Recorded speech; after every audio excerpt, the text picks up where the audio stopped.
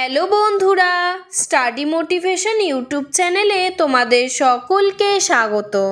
আজকে আমি ক্লাস 4-এর আমাদের পরিবেশ বইয়ের 41 নম্বর পৃষ্ঠা থেকে আলোচনা করা শুরু করছি। এর আগের সমস্ত পৃষ্ঠাগুলি আমি আলোচনা করে দিয়েছি। ভিডিওর ডেসক্রিপশানে লিংক দেওয়া আছে এবং প্লেলিস্টও করে দেওয়া আছে, তোমরা সেখান থেকে দেখে নিতে পারো। 41 নম্বর পৃষ্ঠায় দেখো বলেছে গাছের খাবার তৈরি। দিদিমণি বললেন, প্রাণী থেকে আমরা বেশ কিছু খাবার পাই। আচ্ছা, তাহলে ওই প্রাণীরা খাবার পায় কোথা থেকে বলো দেখি? আসমা বলল, গাছ থেকে দিদি। তাহলে আমরা প্রাণীদের থেকে বিভিন্ন রকমের খাবার পাই আমরা জানি, যেমন ডিম, মাংস, মধু, দুধ, আরও অনেক কিছু। আর সেই প্রাণীরা কোথা থেকে খাবার পায়? উত্তর আসলো গাছ থেকে। ওই প্রাণীদের কাছ থেকে আমরা যে খাবার পাই তার মূলে আছে গাছেরা। তাহলে সব খাবারের মূলে কারা? শামীম বলল, সব খাবারই আমরা পাই আসলে গাছেদের থেকে। ঠিক বলেছ, সরাসরি বা ঘুরপথে উদ্ভিদরাই হলো আমাদের সব খাবারের উৎস। যেমন ধরো, আমরা যদি মাংস খেয়ে থাকি তাহলে সেই ছাগলটি ঘাস পাতা খাচ্ছে। আবার যদি আমরা মুরগির মাংস খেয়ে থাকি তাহলে সেই মুরগিটি দানা শস্য খাচ্ছে, যেটা গাছ থেকেই পাওয়া যাচ্ছে।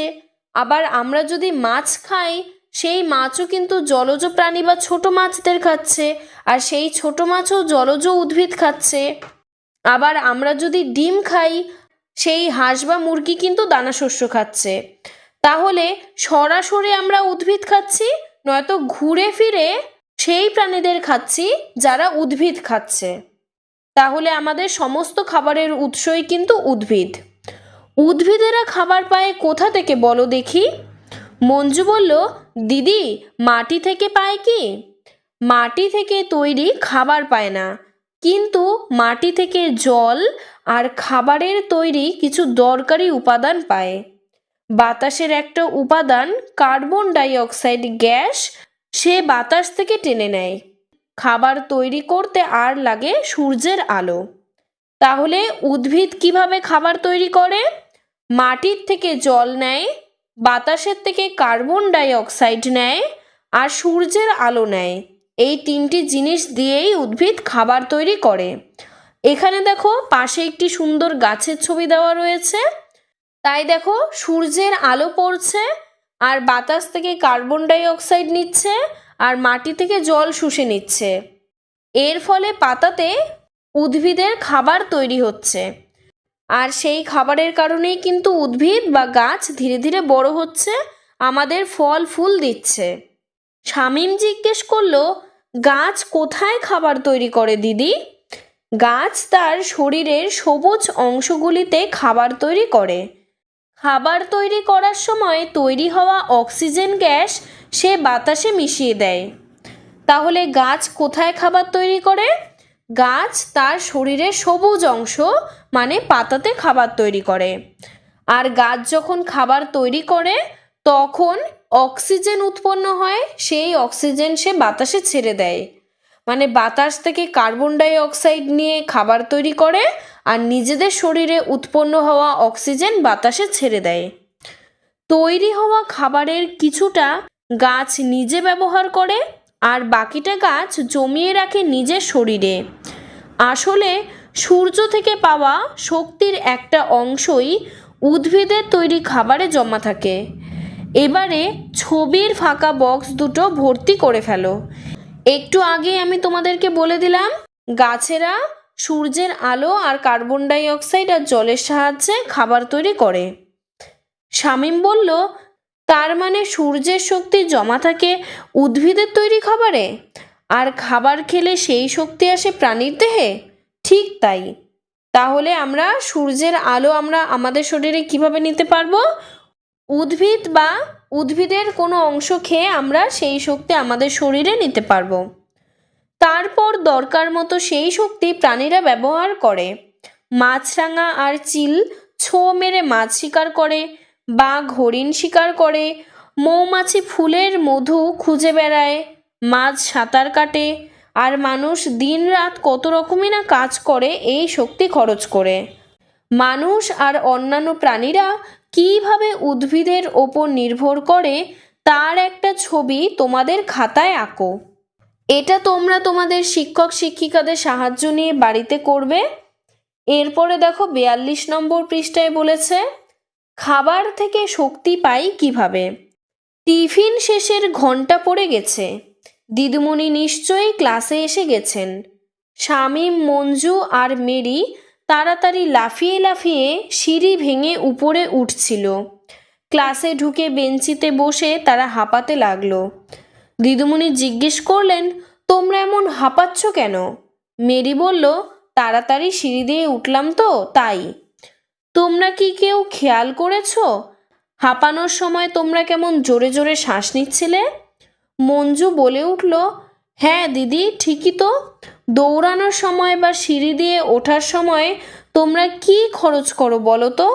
শামীম বলল, শক্তি, তাই না দিদি? ঠিক, কিন্তু শক্তি পাও কোথা থেকে বলো তো? তো অরুণ বলল, খাবার থেকে দিদি। ঠিক, কিন্তু খাবার থেকে আমরা শক্তি পাই কিভাবে জানো কি? মেরি বলল, খাবার থেকে নিশ্চয়ই কোনোভাবে আমরা শক্তিকে বের করে নিই।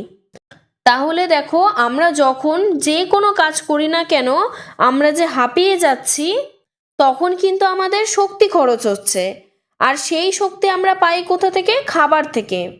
এখন আমরা জানবো যে কিভাবে আমরা খাবার থেকে সেই শক্তিটা পাই। ঠিকই বলেছ, কিন্তু কিভাবে? এসো এবারে আমরা সেটাই বোঝার চেষ্টা করি। আমরা বাতাস থেকে শ্বাস নিই। বাতাস থেকে আমাদের শ্বাস নেওয়াটা হলো প্রশ্বাস। আচ্ছা, বিষম খাওয়ার কথা আলোচনা করার সময় একটা বাতাস ছাড়ার নলের কথা বলেছিলাম, মনে আছে? আফসানা বলল, হ্যাঁ দিদি, আমাদের গলার ভেতরে দুটো নল আছে পাশাপাশি। অরুণ বলে উঠল, মনে পড়েছে দিদি, একটা দিয়ে খাবার যায় আর অন্যটা দিয়ে যায় বাতাস। তাহলে আমাদের শরীরের ভেতর মানে গলার ভেতরে দুটো নল পাশাপাশি থাকে, একটা নল দিয়ে খাবার যায়, আরেকটা নল দিয়ে বাতাস যায়। আমরা যে বাইরের থেকে বাতাসটা শরীরের ভেতরে নিচ্ছি, সেই বাতাস প্রবেশ করানোটাকে বলা হয় প্রশ্বাস।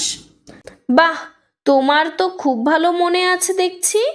ওই বাতাস যাওয়ার নলটা হলো শ্বাসনালী। তাহলে আমরা যে শ্বাস নিচ্ছি মানে প্রশ্বাস নিচ্ছি, সেই প্রশ্বাস যাওয়ার নলটাকে কি বলা হয়? শ্বাসনালী। শ্বাসনালীর শেষে দুটো থলির মতো অংশ থাকে, এরা হলো ফুসফুস। প্রশ্বাস নেওয়ার সময় বাতাস নাক দিয়ে ঢুকে শ্বাসনালী হয়ে ফুসফুসে গিয়ে পৌঁছায়। অরুণ জিজ্ঞেস করলো, অনেক সময় তো আমরা মুখ দিয়েও প্রশ্বাস নেই, তাই না দিদি? ঠিকই, তবে মুখ দিয়ে প্রশ্বাস নিলেও বাতাস কিন্তু শ্বাসনালী দিয়েই ফুসফুসে পৌঁছায়। তবে নাক দিয়ে ঠিকমতো শ্বাস নিতে না পারলে তবেই মুখ দিয়ে শ্বাস নিতে হয়। তাহলে ফুসফুস কাকে বলে? শ্বাসনালীর শেষে দুটো থলির মতো অংশ থাকে, সেই অংশকে বলা হয় ফুসফুস। আর ফুসফুসের কাজ কি? প্রশ্বাস নেওয়ার সময় বাতাস নাক দিয়ে ঢুকে শ্বাসনালী হয়ে ফুসফুসে পৌঁছায়, আর ফুসফুস সেই বাতাসটিকে আমাদের শরীরে ধরে রাখে। তবে আমরা নাক দিয়েও যেমন প্রশ্বাস নিই, ঠিক তেমন অনেক সময় মুখ দিয়েও প্রশ্বাস নেই, আর সেই প্রশ্বাসটি কিন্তু শ্বাসনালী দিয়ে গিয়ে ফুসফুসেই পৌঁছায়। 43 নম্বর পৃষ্ঠায় বলেছে, মঞ্জু জিজ্ঞেস করলো, বাতাস ফুসফুসে পৌঁছানোর পর কি হয় দিদি? বাতাসের একটা উপাদান হলো অক্সিজেন গ্যাস। বাতাস ফুসফুসে পৌঁছায়, ফুসফুস এবার ওই বাতাস থেকে অক্সিজেন গ্যাসটাকে টেনে নেয়। তারপর ওই অক্সিজেন গ্যাসটা শরীরের ভিতরে গিয়ে খাবার থেকে শক্তি বের করতে সাহায্য করে। দৌড়ানো বা সিঁড়ি দিয়ে ওঠার সময় তোমরা যে শক্তি প্রয়োজন হয়, আর এই শক্তি তোমরা পাও খাবার থেকে। তাহলে দেখো, বাতাসটি ফুসফুসে পৌঁছানোর পর আমাদের শরীরে কিভাবে কাজ করে। বাতাসের থেকে আমরা একটা উপাদান পাই মানে অক্সিজেন পাই, সেই অক্সিজেন ফুসফুসে পৌঁছায়, তখন ফুসফুস ওই অক্সিজেনটাকে আমাদের শরীরের বিভিন্ন অংশে পৌঁছে দেয়। আর সেই অক্সিজেনই কিন্তু আমাদের শরীরে থাকা খাবারের থেকে শক্তি বের করতে সাহায্য করে। আর আমরা যখন দৌড়াই বা সিঁড়ি দিয়ে ওঠানামা করি বা যে কোনো কাজ করি, তখন যে আমাদের শক্তির প্রয়োজন হয়, সেই অক্সিজেনই কিন্তু খাবার থেকে আমাদের সেই শক্তি বের করতে সাহায্য করে। আফসানা বলল, আর অক্সিজেন গ্যাস ওই খাবার থেকে শক্তি বের করতে সাহায্য করে। তাড়াতাড়ি সিঁড়ি দিয়ে ওঠার সময় জোরে জোরে শ্বাস নিতে হয় কেন দিদি? দৌড়ানো বা সিঁড়ি দিয়ে তাড়াতাড়ি ওঠার সময় বেশি শক্তির প্রয়োজন হয়। পাশ থেকে অরুণ বলে উঠল, তার জন্য লাগে বেশি অক্সিজেন, আর বেশি অক্সিজেন শরীরে ঢোকানোর জন্য জোরে জোরে শ্বাস নিতে হয়, তাই আমরা হাঁপিয়ে যাই, তাই না দিদি? ঠিক বলেছ, আমরা যেমন শ্বাস নেই তেমনি শ্বাসও তো ছাড়ি। শ্বাস ছাড়াকে বলে নিঃশ্বাস। তাহলে দেখো, আমরা যখন দৌড়াচ্ছি বা সিঁড়ি দিয়ে তাড়াতাড়ি করে উঠছি, তখন কিন্তু আমাদের বেশি শক্তির প্রয়োজন হয়। আর যদি আমরা জোরে জোরে শ্বাস নিই, তাহলে আমাদের শরীরে বেশি পরিমাণে অক্সিজেন গ্যাস ঢুকবে, আর সেই অক্সিজেন গ্যাস খাবার থেকে আমাদের বেশি বেশি শক্তি এনে দেবে। তাই জন্যই আমরা তখন তাড়াহুড়া করে বেশি বেশি শ্বাস নেই। আর শ্বাস যেমন নিই, ঠিক তেমন কিন্তু শ্বাস ছাড়িও। তাহলে শ্বাস নেওয়াকে যেমন বলা হয় প্রশ্বাস, তেমনি শ্বাস ছাড়াকে বলা হয় নিঃশ্বাস। মঞ্জু জিজ্ঞেস করলো, আচ্ছা, নিঃশ্বাস ছাড়ার সময়ও তো কিছুটা বাতাস আমাদের শরীর থেকে বেরিয়ে যায়? হ্যাঁ, ঠিক তাই। এই বাতাসের সঙ্গেই আমাদের শরীরে তৈরি হওয়া কার্বন ডাই অক্সাইড গ্যাস শরীর থেকে বেরিয়ে যায়। তাহলে আমরা যখন শ্বাস নেই তাকে বলে প্রশ্বাস, তখন আমরা অক্সিজেন গ্যাস শরীরের মধ্যে প্রবেশ করাই। আর আমরা যখন শ্বাস ছাড়ি তখন তাকে বলা হয় নিঃশ্বাস, আর তখন আমরা শরীরে উৎপন্ন কার্বন ডাই অক্সাইড বাতাসে বের করে দিই। আর সেই কার্বন ডাই অক্সাইড নেয় গাছ, আর গাছ আমাদের দেয় অক্সিজেন। শামীম জিজ্ঞেস করলো, নিঃশ্বাস ছাড়ার সময় বাতাস কিভাবে আমাদের শরীরের বাইরে বেরোয়? প্রশ্বাসের সঙ্গে যে পথ দিয়ে বাতাস শরীরে ঢুকেছিল, আবার নিঃশ্বাসের সঙ্গে সেই পথেই বাতাস বাইরে যায়। নিঃশ্বাস আর প্রশ্বাসকে একসাথে বলে শ্বাসক্রিয়া। তাহলে প্রশ্বাসের সময় যেমন আমাদের শরীরে বাতাস ঢুকছে, ঠিক তেমনি ওই নল দিয়েই কিন্তু আবার বাতাস বাইরে বেরিয়ে আসছে। এই প্রশ্বাস আর নিঃশ্বাস, এই দুটোকে একসাথে বলা হয় শ্বাসক্রিয়া। শ্বাসক্রিয়ার সময় পরিমাণ মতো অক্সিজেন শরীরে ঢুকলে তবেই স্বাস্থ্য ভালো থাকে। খাবার থেকে শক্তি পাই কিভাবে? খাবার দেখো প্রথমে হজম হয়, তারপরে দেখো ফুসফুসে অক্সিজেন পৌঁছায়, আর অক্সিজেন খাবারের থেকে শক্তি টেনে বের করে, তখন আমরা কাজ করতে পারি। এরপরে বলেছে প্রশ্বাসের পথ, প্রথমে নাক দিয়ে শ্বাসনালী হয়ে ফুসফুসে পৌঁছায়, আর নিঃশ্বাসের পথ ফুসফুস থেকে শ্বাসনালী হয়ে নাক দিয়ে শরীর থেকে বের হয়। অরুণ জিজ্ঞেস করলে, গাছ খাবার তৈরি করার সময় কার্বন ডাই অক্সাইড গ্যাস নেয় আর অক্সিজেন গ্যাস ছাড়ে, তাহলে শ্বাসক্রিয়ার সময় গাছ কি করে? দিদিমণি বললেন, ভালো প্রশ্ন করেছ। গাছেরাও অন্যান্য প্রাণীদের মতো শ্বাসক্রিয়ার সময় অক্সিজেন নেয় আর কার্বন ডাই অক্সাইড পরিবেশে ফিরিয়ে দেয়। আমি একটু আগেই তোমাদের বললাম, আমরা শরীরে নেই অক্সিজেন আর ছাড়ি কার্বন ডাই অক্সাইড, আর গাছেরা খাবার তৈরি করার জন্য নেয় কার্বন ডাই অক্সাইড আর পরিবেশে ছাড়ে অক্সিজেন। এরপরে দেখো 44 নম্বর পৃষ্ঠায় বলেছে, নিচের ঘটনাগুলি তুমি দেখো আর ভাবো। এখানে দেখো মাছের ছবি দেওয়া। রুই কাতলা মাছ জল থেকে তুললেই মারা যায়, কিন্তু শোল, ল্যাটা, কই, শিঙি, মাগুর মাছ জল থেকে তোলার পরও অনেকক্ষণ বেঁচে থাকে। তাহলে কোন কোন মাছ জল থেকে তোলার পরও অনেকক্ষণ বেঁচে থাকে? শোল, ল্যাটা, কই, শিঙি, মাগুর। তারপরে দেখো বলেছে, কেঁচো থাকার গর্তগুলো যখন বর্ষাকালে জলে ভরে যায়, তখন কেঁচো কেন উপরে উঠে আসে? এখানে উত্তরটা হবে, মাটিতে অনেক ফুটো থাকে, যার ফলে ভেতরে অক্সিজেন প্রবেশ করে। কেঁচোরা ওই অক্সিজেন নেয়, কিন্তু বর্ষাকালে মাটিতে জল প্রবেশ করলে আর অক্সিজেন থাকে না, ফলে কেঁচোরা অক্সিজেনের জন্য বর্ষাকালে ওপরে উঠে আসে। তারপরে বলেছে, আমরা তো শিখলাম প্রশ্বাস আর নিঃশ্বাসের সময় আমরা নাকের ফুটোকে ব্যবহার করি, কিন্তু ফু দিয়ে মোমবাতি নিভানোর সময়, শাঁখ বা ভেপু বাজানোর সময় আমরা কি করি? উত্তর হলো, মোমবাতি নেভানোর সময়, শাঁখ বা ভেপু বাজানোর সময় আমরা আগে আগে অক্সিজেন বা প্রশ্বাস গ্রহণ করি, এরপর ওই কাজগুলো করার সময় আমরা কার্বন ডাই অক্সাইড মানে নিঃশ্বাস ত্যাগ করে ফু দেই। তারপরে প্রশ্ন, ঘরে মশা জ্বালার ধূপ জ্বালালে কাঠের গুঁড়ো নাকে ঢুকলে, পরাগরেণু বা ছত্রাক জাতীয় জীব শ্বাসনালীতে ঢুকলে কি কি সমস্যা হতে পারে? উত্তর হলো, এসব কাজের ফলে বাতাস থেকে যে অক্সিজেন আমরা গ্রহণ করি তা দূষিত হয় ও শ্বাস প্রশ্বাসে বাধাপ্রাপ্ত হয়, ফলে শ্বাসনালীর মাধ্যমে অক্সিজেন শ্বাসনালী দিয়ে প্রবেশ করতে পারে না, ফলে ফুসফুস কাজ করতে অক্ষম হয়। তারপরে দেখো বলেছে, তোমার বাড়ির কেউ যদি কয়লা খনি, কাচের কারখানা, তুলোর কাজ বা অ্যাসবেস্টসের কাজে যুক্ত থাকেন কিংবা নিয়মিত সিগারেট খান, তবে ফুসফুস বা শ্বাসনালী রোগে আক্রান্ত হতে পারে। এটা তোমরা জেনে রাখবে যে কিভাবে ফুসফুস বা শ্বাসনালী রোগে আক্রান্ত হতে পারে। যদি প্রশ্ন আসে তখন তোমরা উত্তরে লিখবে যে মানুষেরা কয়লা খনিতে কাজ করেন বা কাচের কারখানায় কাজ করেন অথবা তুলোর কাজ বা অ্যাসবেস্টসের কাজে যুক্ত থাকেন কিংবা নিয়মিত সিগারেট খান, তাদের ফুসফুস বা শ্বাসনালী রোগে আক্রান্ত হতে পারে। তারপরে দেখো ৪৫ নম্বর পৃষ্ঠায় বলেছে, শ্বাসবায়ু ও স্বাস্থ্য। দিদুমণি জিজ্ঞেস করলেন, এবারে বলো তো, প্রতিদিনের কাজ করার শক্তি পেতে স্বাস্থ্য ভালো রাখতে কি দরকার?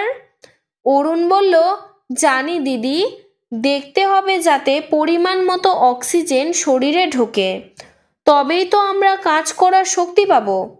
শামীম বলল, আমার দাদু প্রায়ই রাতে জেগে থাকেন, শুলেই কাশি হয় আর বুকে খুব কষ্ট, দম নিতেও কষ্ট হয়। দাদুকে ডাক্তার দেখানো হয়েছে তো? শামীম বলল, হ্যাঁ দিদি, ডাক্তারবাবু বলেছেন দাদুর নাকি ফুসফুসের কাজ করার ক্ষমতা কমে যাচ্ছে, তাই দাদু আর আগের মতো শ্বাসক্রিয়া চালাতে পারছেন না। আসলে অক্সিজেন যতটা দরকার ততটা তোমার দাদু নিতে পারছেন না, আর কার্বন ডাই অক্সাইডও পুরো বের করতে পারছেন না শরীর থেকে। তাহলে বয়স্ক মানুষেরা শুলেই কাশি হয় অথবা বুকে খুব কষ্ট হয়, দম নিতে অসুবিধা হয় কেন? কারণ তাদের ফুসফুসের ক্ষমতা কমে যায়। যখন ফুসফুসের কাজের ক্ষমতা কমে যায় তখন কিন্তু আর আগের মতো প্রশ্বাস নেওয়া বা নিঃশ্বাস ছাড়ার কাজ হয় না, তাই তখন অক্সিজেন প্রবেশ করা বা কার্বন ডাই অক্সাইডও সঠিকভাবে বের হয় না। এই কারণেই কিন্তু নিঃশ্বাস আর প্রশ্বাসে সমস্যা হয়, তাই দম নিতে অসুবিধা হয়। মঞ্জু জিজ্ঞেস করলো, শামীমের দাদুর দম নিতে কষ্ট হচ্ছে কেন দিদি?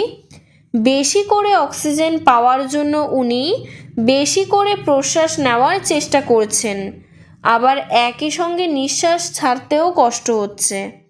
আফসানা বলল, খুব জোরে দৌড়ে এলে আমাদের যেমন কষ্ট হয় অনেকটা তেমনই, তাই না দিদি? ঠিক তাই। শামীম বলল, জানেন দিদি, ডাক্তারবাবু আবার দাদুর বুকের ছবিও তুলেছেন। এই ছবি কেন তোলে দিদি? একটা বিশেষ যন্ত্রের সাহায্যে বুকের ছবি তোলা হয়। আমাদের বুকের ভেতরের বিভিন্ন অংশ এই ছবিতে দেখা যায়। ফুসফুস কেমন আছে সেটাও এই ছবিতে বুঝতে পারা যায়। সেই রকম একটা ছবি ওপরে দেখানো হলো। এখানে দেখো ওপরে একটা ছবি দিয়েছে, এটা হলো একটা বিশেষ যন্ত্রের সাহায্যে বুকের ছবি তোলা। এর মাধ্যমে কিন্তু ফুসফুস কেমন আছে সেটা বোঝা যায়। অরুণ জিজ্ঞেস করলো, শামীমের দাদুর মতো এমন কেন হয় দিদি?